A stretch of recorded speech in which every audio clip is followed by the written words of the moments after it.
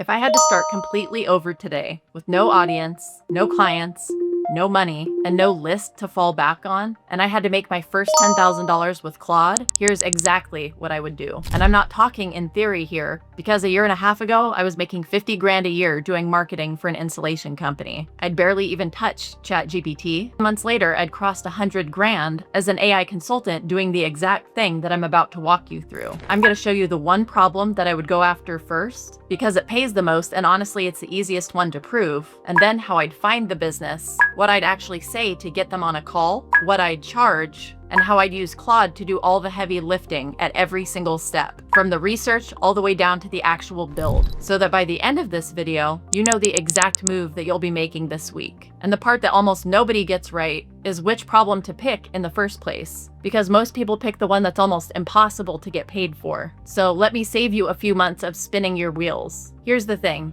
If you search how to make money with AI right now, you're going to get buried under the same advice, and most of it keeps you broke. The first trap is the learning loop, and I say this with love because I've lived in it. It's watching one more tutorial, learning your 5th tool this month, and telling yourself that you'll start reaching out the moment you understand how all of this really works. And you will never feel ready because there's always a newer tool and a longer video. So you just keep learning and you never earn a dollar. The second trap is building something that's polished before anybody has agreed to pay you for it. You sit there for weeks building a beautiful product that nobody has asked for, and then you take it out into the world and find out the hard way that nobody wants it. Both of these have the same root problem, which is that you're putting the building in front of the selling, when the money is on the other side of that order. So let me reframe this whole thing for you, because once this clicked for me, everything changed. You need a couple of local businesses, each one sitting on a single expensive problem, who will pay you every month to make that problem go away. Let me put real numbers on it so it stops feeling abstract. One of the first deals that I ever closed was $5,000 plus $500 a month to keep it running. And that client stayed, because businesses don't churn the same way that some app subscribers do. So one client like that is already half of your first 10 grand. And they keep paying long after the setup, which means you're not starting from zero again every 30 days, the way you would be if you were chasing tiny one-off sales. I help builders and freelancers transition to AI consultants who close 4- and 5-figure projects and retainers and build something that actually lasts. And if you want to land your first or next AI client, you can take part in the 4-week challenge inside my free school community of like-minded people,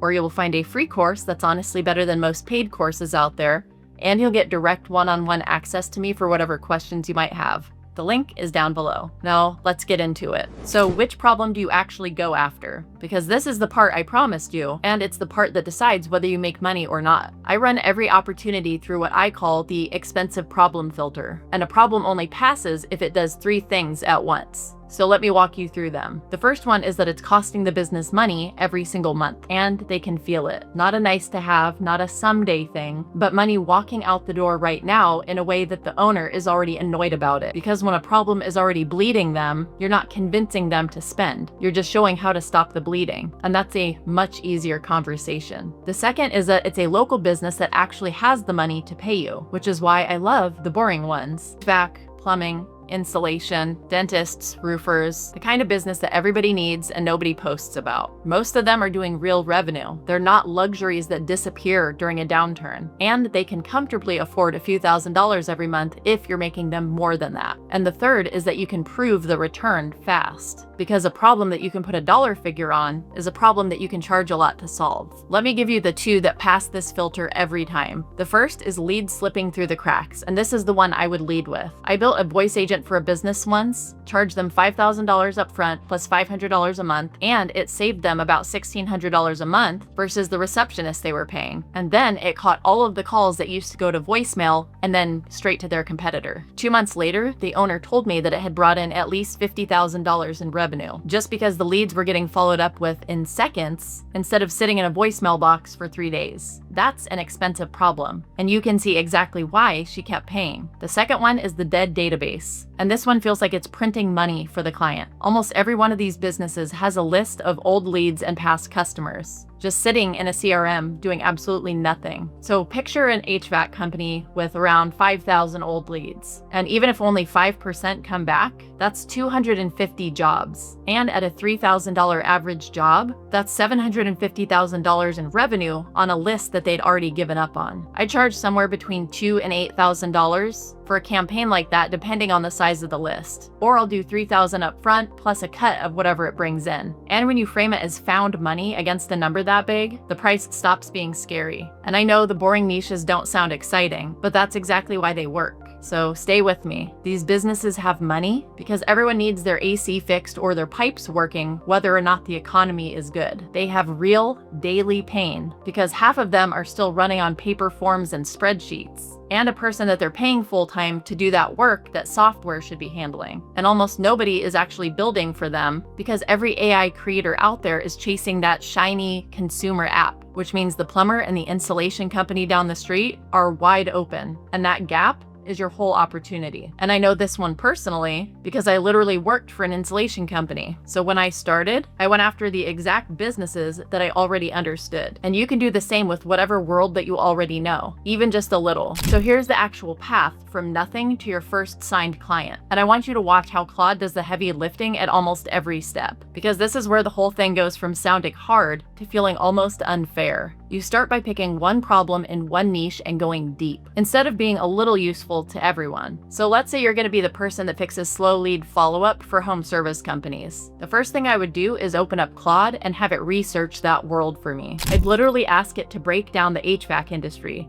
the pain points that cost these owners the most money, the actual language and slang they use, what a single job is worth, and where these people hang out online. And in about a minute, you can get back the kind of understanding that used to take months of working in that industry. So by the time you actually talk to one of these owners, you already sound like you live in their world. Then I'd have Claude take that same research and rank the most expensive problems for me. So instead of guessing, I'm asking it what 2 or 3 problems in this niche a business would happily pay 10 grand or more to fix, and roughly what each is costing them each month. Now I'm not pulling a problem out of thin air, because Claude just handed me the ones with real money attached. Once I know the problem I'm solving, I'd have Claude write the outreach for me in their language so that it doesn't sound like a template. And it would be something just as simple as, hey, I help HVAC companies turn the leads that slipped through into book jobs without hiring anyone new.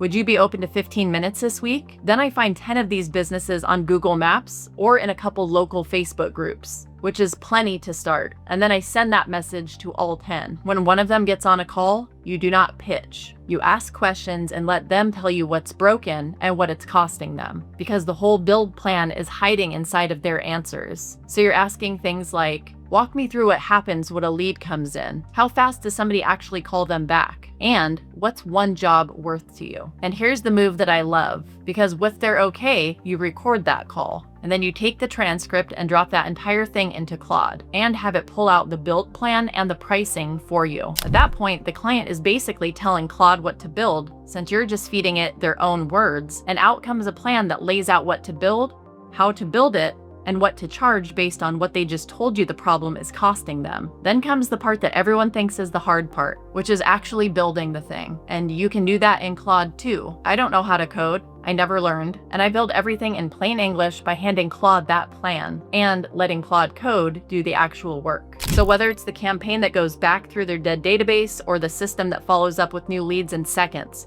Claude is the one putting it together while you just steer it. And when it's time to close, I'd have Claude write the proposal as well. So you end up with a clean, professional document with a scope, the price, the terms, the kind of thing that makes you look like a real professional company your very first week. You send that over, they sign, and now you've made your first real money using Claude without you having to write a single line of code yourself. And I know what some of you are thinking, which is, Lindsay, that's great, but why would anyone pay me when I have 0 case studies? Here's what I did and what I would do again from scratch. I build one proof asset instead of waiting for the perfect testimonial to magically appear. I went and got a result for one business and I documented it, and that became the only proof that I needed. And the way that you talk about it matters way more than you think, because nobody cares that you built a chatbot with 15 integrations. That's features, and it makes people's eyes glaze over. What lands is the outcome. So the way I would say it is, I helped an insulation company book 14 estimates in 30 90 days, save 2 hours a day, and add $118,000 in annual revenue. Here's how I did it. That's it. And if even that feels like work, you hand Claude the result and have it write the little proof video script for you in 2 minutes. So there goes that excuse too. One short outcome like that does more than a wall of testimonials, because people buy the result, not the resume. So if you're sitting there telling yourself that you're not technical enough for this, I need you to really hear me, because this is the thing that changed my life. A year and a half ago, I was making 50 grand at that insulation company, checking my bank account anytime that I bought groceries, and I had barely even used ChatGPT. I wasn't some genius developer. What I figured out was that the building was not actually the hard part, because the tools get easier every single month, and they still are. And the real skill was finding a business with an expensive problem and being willing to have the conversation about it. So the whole thing is to find a painful, expensive problem in a niche that you can get to know, charge real money to make it disappear, and then make the return so obvious that saying no would be the strange choice. That's how I went from $5,000 projects and $500 a month retainers to over $100,000 in 9 months. And none of it required me to be a coder first. So here's what I actually want you to do this week. And I don't mean save the video and feel productive. I mean actually do it. Pick one problem in one niche, and I'd point you towards slow lead follow-up in a home service business because it's the easiest one to prove. Then find 10 of those businesses near you, send that message to every single one, and aim to book just one conversation where you shut up and just let them tell you what it's costing them. That's the entire assignment. It's free, and you can start today. Because a year from now, you're either going to be the person that watched a stack of videos just like this one and never sent a single message, or you're going to be the person that sent that first slightly awkward one, stumbled through a couple of calls, and ended up with a client paying them every single month. And the difference between those two people is honestly not talent. It's whether you close this video and go send something, or close this video and open another tutorial. So if this helped, go ahead and like this video, and subscribe if you actually want to learn how to make money with this stuff, because I put out a new one every week. Drop your questions in the comments and I will get to them. Thanks for watching, and I will see you in the next video.